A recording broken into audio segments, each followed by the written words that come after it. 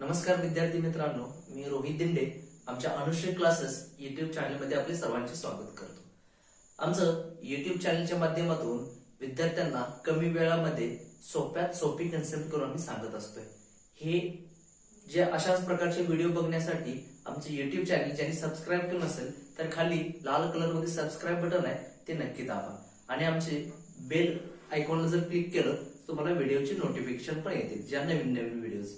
आज आपण महत्वाच्या एका विषयावरती बोलणार आहे, ते म्हणजे संख्या ज्ञान। आता बघा, विषय गणित विषयामधला एक सर्वात महत्वाचा किंवा बेसिक जी टॉपिक आहे तो आहे संख्या ज्ञान। मग हे स्कॉलरशिप साठी असू दे किंवा वेगवेगळ्या स्पर्धा परीक्षा असू दे किंवा नंतर 9वी 10वी किंवा 8वी या वर्गामध्ये लागण्यासाठी म्हणजे कुठल्याही वर्गात जा की तुम्हाला संख्या ज्ञान हे असणं हे खूप गरजेचं आहे आणि या विषयावरती आज आपण बोलणार आहे। बघा की संख्या ज्ञान, आता बघा संख्या म्हणजे जे नंबर्स आहेत त्याचे जे कुठले कुठले प्रकार आहेत, कुठल्या कुठल्या टाईपची संख्या असतात हे आपण बघणार आहे। पहिल्यांदा आपण बघणार आहे नैसर्गिक संख्या। आता नैसर्गिक संख्या कुठल्या किंवा कशाला नैसर्गिक संख्या म्हणायचं, तर बघा ज्या संख्या 1 2 3 4 अशा n नंबर ऑफ म्हणजे किती अनंतापर्यंत जे नंबर्स असतात तर त्याला नैसर्गिक संख्या म्हणतात। आता लक्षात ठेवा, या नैसर्गिक संख्यालाच आपण काउंटिंग नंबर म्हणतोय। बघा, नैसर्गिक संख्या म्हणजे नॅचरल नंबर, या नॅचरल नंबरलाच आपण काउंटिंग म्हणजे मोजमाप संख्या किंवा मोजमाप, बरोबर आहे। आता बघा हे कसं लक्षात ठेवायचं, नैसर्गिक संख्यामध्ये शून्य कधीही येत नाही। मग हे आपल्या लक्षात कसं ठेवायचं की याला नैसर्गिक संख्याला आपण काउंटिंग नंबर असं सुद्धा म्हणतोय।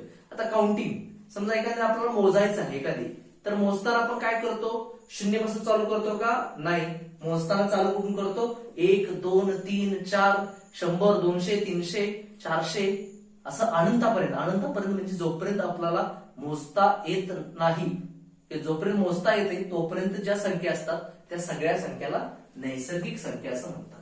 बघा, नैसर्गिक संख्या म्हणजे काय की ज्या संख्या आपण मोजताना वापरतो, मग मोजताना आपण 1 पासून चालू करतो, म्हणजेच नैसर्गिक संख्या ही 1 पासून पुढे अनंतापर्यंत ह्या नैसर्गिक संख्या असतात।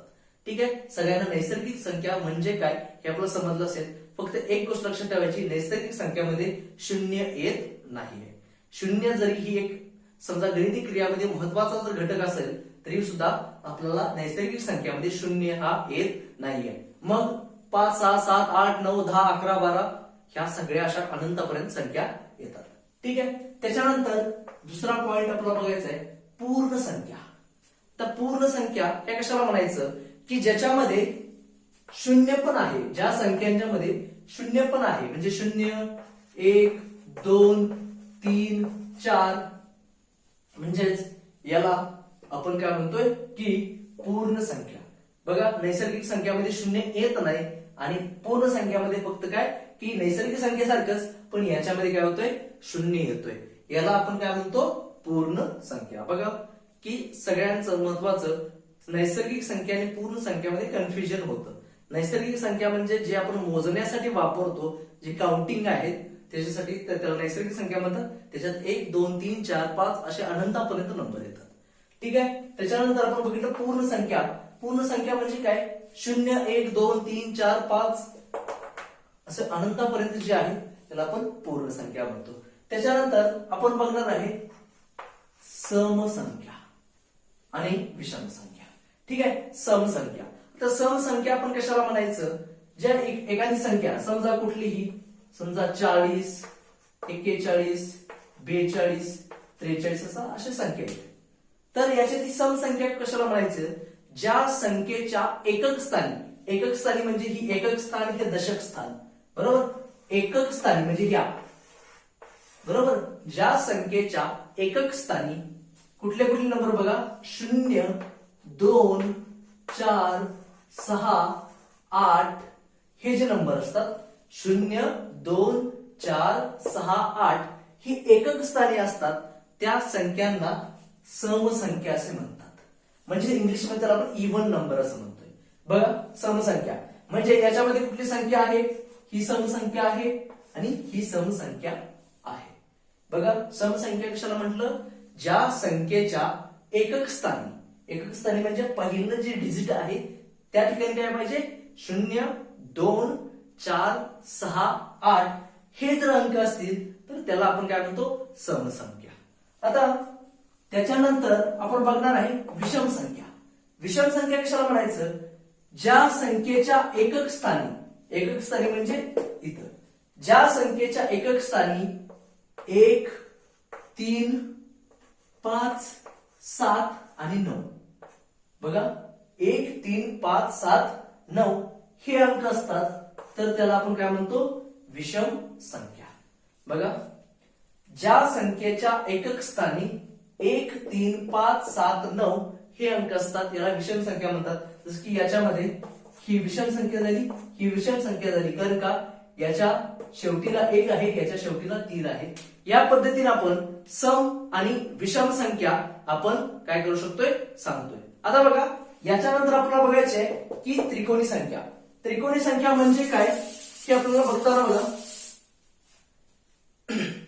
आता एक त्रिकोणी संख्या बघायच्या आधी आपण एक उदाहरण घेऊया. समजा हा एक त्रिकोण आहे, त्रिकोणामध्ये बघा खालच्या बाजू हा जो पाया आहे त्या पायापासून वरती बाजू कमी कमी होत गेली आहे. ठीक आहे, याला आपण त्रिकोण म्हणतो की ही दिसती ती आकृती ही त्रिकोण आहे. समजा मी तर काय करतो, 1, 2, 3 असे डॉट काढतो, म्हणजे वरती गेल्यानंतर कमी होणार, म्हणजे इथं झाल्या 2 आणि इथं किती झाली 1, म्हणजे हा जो शेप आहे हा त्रिकोण झाला. बरोबर. आता त्रिकोणी संख्या म्हणजे काय की समजा एखादी संख्या आणि त्याच्या लगतची संख्या, म्हणजे बघा समजा आपण 3 संख्या घेतली, 3 आणि त्याच्या लगतची संख्या म्हणजे समजा 4. 3 आणि 4 यांचा गुणाकार जर केला तर येतो 12 आणि 12च्या निमपट म्हणजे निम्मी, म्हणजेच काय झालं आपल्याला 6. म्हणजे ही 6 ही काय त्रिकोणी संख्या आहे. बघा त्रिकोणी संख्या कशाला म्हणायचं, एखादी संख्येच्या जी पहिली संख्या दिल्या त्या संख्येला पाया म्हणायचं. त्रिकोणी संख्या म्हणजेच काय की जो पाया आहे पायाच्या लगतची संख्या म्हणजे नंतरची येणारी संख्या यांच्या गुणाकार म्हणजे यांचा गुणाकाराची निमपट म्हणजे हिला त्रिकोणी संख्या असं म्हणायचं. बघा मी पुन्हा सांगतो, म्हणजे काय झालं बघा की त्रिकोणी संख्यामध्ये मी सुरुवातीला तुम्हाला हा त्रिकोण का काढला, खाली आपण 3 घेतल्यात बघा टिंब, नंतर 2 घेतल्यात, नंतर 1 घेतलाय, म्हणजे हा काय झाला एक त्रिकोण तयार झाला. बरोबर आहे. आता या त्रिकोणात 1, 2, 3, 4, 5, 6 टिंब किती झाले 6. जर आपण 3 जर पाया घेतला तर त्याला काय येतोय, त्याची त्रिकोणी संख्या किती येते 6 येते. बरोबर आहे. त्रिकोणी संख्या कशाला म्हणायचं मी पुन्हा एकदा सांगतो बघा की एखादी कोणती संख्या आहे त्याच्या लगतच्या संख्येचा गुणाकार, त्या गुणाकाराची निमपट म्हणजे त्या याची त्रिकोणी संख्या होय. बघा की आपण दुसरं एक उदाहरण घेऊया. बघा आपण काय केली, 5 ही संख्या घेतली, समजा 5 ही संख्या घेतली, हिला पाया म्हणायचं. बघा काय सांगितलेलं, 2 क्रमानं येणाऱ्या संख्यांचा गुणाकाराची निमपट म्हणजे 2 क्रमानं येणारी संख्या म्हणजे 5 नंतर क्रमाने येणारे म्हणजे 6, म्हणजे 5 गुणिले 6 6 पंचे 30 या गुणाकाराची निमपट म्हणजे निम्म म्हणजे भागिले 2 म्हणजे उत्तर किती येणार आहे 15. बरोबर. ही 15 ही त्रिकोणी संख्या आहे. आता ही त्रिकोणी संख्या आहे की नाही हे कसं चेक करायचं, बघा सुरुवातीला किती घेतलं होतं की 5, 1, 2, 3, 4 आणि 5. बरोबर आहे. त्याच्यानंतर आपण काय करणार आहे 4, 1, 2, 3, 4, त्याच्यानंतर 1, 2, 3, त्याच्यानंतर 1, 2 आणि नंतर 1, म्हणजे हा असा त्रिकोण तयार झाला. बघा बरोबर आहे. हा जो पिरॅमिड सारखा गेला हा त्रिकोण झाला. ही मी तुम्हाला ट्रिक सांगतोय की चेक कसं करायचं. आता बघा 1, 2, 3, 4, 5, 6, 7, 8, 9, 10, 11, 12, 13, 14, 15. बघा म्हणजे काय झालं की जर पाया 5 घेतला तर त्याची त्रिकोणी संख्या ही किती येते 15 येते. म्हणजे या पद्धतीने आपण काय सांगायचं त्रिकोणी संख्या असं. बघा त्रिकोणी संख्या म्हणजे काय, दोन क्रमानं येणाऱ्या संख्यांच्या गुणाकार. बघा दोन क्रमानं म्हणजे 5 आणि 6, दोन क्रमानं येणाऱ्या संख्यांचा गुणाकाराची निमपट, निमपट म्हणजे निम्मी, गुणाकाराची निमपट ही म्हणजे त्रिकोणी संख्या. ठीक आहे. त्याच्यानंतर नेक्स्ट आपल्याला बघायचं आहे की आपण चौरस संख्या किंवा चौकोनी संख्या आपल्याला बघायचंय. आता बघा एखादी चौकोनी संख्या म्हणजे काय, एखाद्या संख्येचा वर्ग. बघा काय सांगतोय, चौकोनी संख्या. चौकोन किंवा चौरस म्हणजे आपल्याला माहित आहे ज्याच्या चारही बाजू एकसारख्या असतात याला आपण चौरस म्हणतो किंवा चौकोन म्हणतो. बरोबर आहे. आता चौकोनी संख्या म्हणजे काय की एखाद्या संख्येचा वर्ग म्हणजेच चौकोनी संख्या होय. बघा एखाद्या संख्येचा वर्ग म्हणजे चौकोनी संख्या. आता बघा उदाहरणार्थ मी काय केलं, 1 2 3 4, या चौकोनाची एक बाजू किती आहे, 4, म्हणजे ही बाजूचा काय असणार 4, 1 2 1 2 3 4, म्हणजेच काय इकडे पण 1 2 3 4, इकडे पण 1 2 3 4. बरोबर आहे. म्हणजे या पद्धतीनं हा काय झाला चौकोन. म्हणजे बघा हे 4 8, त्याच्यामध्ये काय झालं 4 गुणिले 4, याच्यातले सगळे तीन जर आपण बघितले तर काय होतात 4 गुणिले 4, म्हणजे 4 चौक किती झाले 16, म्हणजे 16 ही काय झाली आपली चौरस संख्या किंवा चौकोनी संख्या. म्हणजेच काय सांगतोय बघा की एखादी संख्या जी कुठली आहे त्याचा वर्ग संख्या, कुठल्या संख्येचा वर्ग संख्या म्हणजेच तिला आपण चौरस संख्या असं म्हणतो. बघा पुन्हा एकदा, दिलेल्या संख्येचा त्याच संख्येने गुणलं. बघा एखादी संख्या दिली, समजा 2 दिलं, 2 गुणिले 2 म्हणजेच काय झाली 4, म्हणजे ही काय झाली चौकोनी संख्या. समजा 3 घेतलं, 3 त्रिक 9, म्हणजे ही काय झाली चौकोनी संख्या. म्हणजेच काय की वर्ग संख्या, कुठलीही वर्ग संख्या जी आहे या वर्ग संख्या ह्या कायम चौकोनी संख्या असतात. ठीक आहे. याच्यानंतर आपण नेक्स्ट पार्ट मध्ये बघूया. ठीक आहे. बघा आपण नेक्स्ट पॉइंट बघणार आहे मूळ संख्या. मूळ संख्या म्हणजे काय, बघा ज्या संख्येला त्याच संख्येने भाग जातो म्हणजे त्याला मूळ संख्या असं म्हणतो. तर ज्या संख्येला त्याच संख्येने भाग जातो म्हणजे बघा जसं की उदाहरणार्थ आपण 2 घेतलं, 2 ला कशाने भाग जाईल, फक्त 2 न जाईल. समजा उदाहरणार्थ मी 4 घेतलं तर 4 ला कशाने भाग जाईल, 2 न भाग जाऊ शकतोय. बरोबर आहे. म्हणजेच मूळ संख्या म्हणजे काय, ज्या संख्येला त्याच संख्येने भाग जातो, फक्त त्याच संख्येने भाग जातो त्याला आपण मूळ संख्या असं म्हणतो. म्हणजे यातली ही मूळ संख्या आहे आणि ही मूळ संख्या नाही. बरोबर. म्हणजे मूळ संख्या म्हणजे काय, ज्या संख्येला त्याच संख्येने भाग जातो त्याला मूळ संख्या म्हणतात. मग 2 ही मूळ संख्या आहे. तशीच बघा 3 ला कुठल्या दुसऱ्या कोणत्याही संख्येनं भाग जात नाही म्हणजे 3 ही मूळ संख्या. त्याच्यानंतर 4 ला भाग जातो म्हणजे 4 ही मूळ संख्या नाही. बघा त्याच्यानंतर 5 ला फक्त 5 ने भाग जातो. त्याच्यानंतर 6 ला 3 न जातो, 2 न जातो म्हणजे 6 पण नाही. म्हणजे बघा 2 3 5 7, त्याच्यानंतर 11 13 17 19 23 29 31 37 41 43 47 53 59 61 67 71 73 79 83 89 आणि 97 अशा या 25 ह्या काय मूळ संख्या आहेत. बघा 1 ते 100 पर्यंतच्या या 25 मूळ संख्या आहेत. 25 मूळ संख्या म्हणजे काय की या 100 पर्यंत फक्त त्याच संख्येला फक्त त्याच संख्येने भाग जातो याला आपण मूळ संख्या असं म्हणतो. ठीक आहे. तर ह्या आपल्याला मूळ संख्या. आता बघा हे आपल्याला पाठ असणं खूप गरजेचं आहे कारण का एक्झाम मध्ये तुम्हाला याच्यावरती प्रश्न विचारतात. ठीक आहे. सगळ्यांना मूळ संख्या म्हणजे काय समजलं. आता त्याच्यानंतर आपल्याला बघायचं आहे संयुक्त संख्या. आता मूळ संख्यामध्ये आपण बघितलं होतं की समजा आपण 2चं उदाहरण घेऊया. 2 चे विभाजक, विभाजक म्हणजे काय, बे एके बे, म्हणजे त्याचे विभाजक किती झाले 2 झाले. आता 4 चे जर बघितलं तर काय येईल, 4 एके 4 किंवा बे दुनी 4. म्हणजे इथं बघा 1 2 3 4 बरोबर. म्हणजे ज्या संख्येचे 3 पेक्षा जास्त विभाजक आहेत किंवा 2 पेक्षा जास्त विभाजक आहेत, बघा 2 ला विभाजक किती आहेत? फक्त 2च आहेत. म्हणजेच ज्या संख्येला 2 पेक्षा जास्त विभाजक आहेत त्याला आपण संयुक्त संख्या असे म्हणतो. ही त्याची व्याख्या झाली. सोप्या भाषेत काय आपण सांगू शकतो की ज्या मूळ संख्या नाही त्या राहिलेल्या सगळ्या ज्या संख्या आहेत त्या काय म्हणतो? संयुक्त संख्या असे म्हणतो. फक्त एक ही मूळ संख्या ही नाही आणि संयुक्त संख्या पण नाही. बघा मूळ संख्या म्हणजे काय? ज्या संख्येला त्याच संख्येने भाग जातो त्याला आपण मूळ संख्या म्हणतो. हे आपण शिकलो. त्याच्यानंतर संयुक्त संख्या.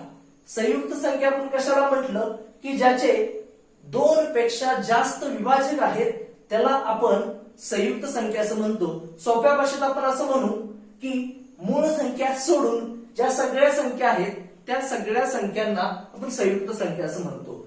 एक ही मूळ संख्या ही नाही आणि संयुक्त संख्या पण नाही.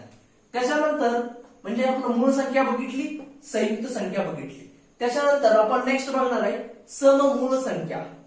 सममूळ संख्या. सम म्हणजे काय की आपण बघितलं की याच्या आधी ज्या संख्येच्या एकक स्थानी 0 2 4 6 8 हे अंक असतात त्याला आपण सम म्हणतो. म्हणजे काय? सममूळ म्हणजे काय? एखादी संख्या जी सम पण आहे आणि मूळ पण आहे. बरोबर. आता मूळ संख्याला मी काय केलेलं आहे? राऊंड केलेलं आहे. याच्यामध्ये जर बघितलं तर जवळपास सगळ्या संख्या ह्या विषम आहेत 2 सोडलं तर.